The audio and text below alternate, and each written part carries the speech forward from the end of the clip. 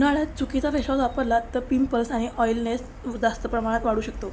मी एक फार्मासिस्ट आहे आणि ॲज अ फार्मासिस्ट म्हणून मी माझ्या अनुभवातून तुम्हाला सांगते की उन्हाळ्यामध्ये काही स्किन टाईपनुसार आपण फेसवॉश निवडले पाहिजेत, नाहीतर मग त्याचा आपल्या फेसवरती इनडायरेक्टली परिणाम दिसून येतो. आता एक्झॅक्टली कोणतं फेसवॉश तुम्हाला वापरलं पाहिजे ते सांगते.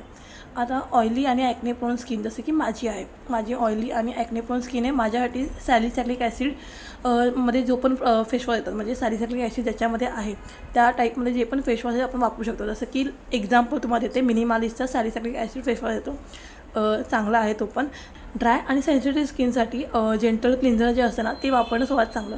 आता एक्झाम्पल कुठलं तर सेटाफिल जेंटल स्किन क्लिन्झर येतं, ते मला तुम्ही वापरू शकता. ते खूप छान आहे. म्हणजे सेटाफिलचे प्रोडक्ट सगळेच चांगले असले तरी पण तुमच्या स्किन टाईपनुसार ते सूट होतं. आता हे फक्त मी एक्झाम्पल दिले, त्याच्यामध्ये जे पण जेंटल स्किन क्लिन्झर जे पण येतं ते तुम्ही ते वापरू शकता. उन्हाळ्यामध्ये आपल्याला घाम खूप जास्त येतो, म्हणून खूप वेळा फेसवॉश करायची गरज नाही आहे. 2 वेळासुद्धा खूप पुरेसे आहे. म्हणजे 2 वेळा पण फेसवॉश केलं ना तेही खूप प्रमाणात चांगलं आहे. जर तुम्ही जास्त वेळा फेसवॉश केलात ना तर तुमची स्किन ड्राय होऊ शकते. सो या गोष्टीचं सुद्धा काळजी घेतली पाहिजे की उन्हाळा आहे, घाम येतो म्हणून सारखं चांगलं नसतं. 2 वेळाच असतं.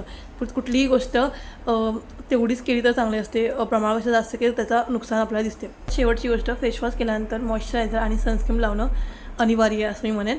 लावलंच पाहिजे. जर तुम्हाला सनस्क्रीन नाही लावत असाल तर मॉइश्चरायझर तर ॲटलीस्ट लावा, म्हणजे स्किन खूप जास्त ड्राय होणार नाही. आणि अशाच फार्मसी, हेल्थ आणि स्किन केअर टिप्ससाठी माझ्या चॅनलला फॉलो करा. बिकॉज मी फक्त आणि फक्त स्किन केअर नाही तर मी हेल्थ रिलेटेड म्हणजे डायबिटीज, शुगर आणि BP वगैरे या सगळ्या गोष्टींवरती सुद्धा आणि डेली व्लॉगसुद्धा टाकते. सो चॅनलला नक्की सबस्क्राईब आणि फॉलो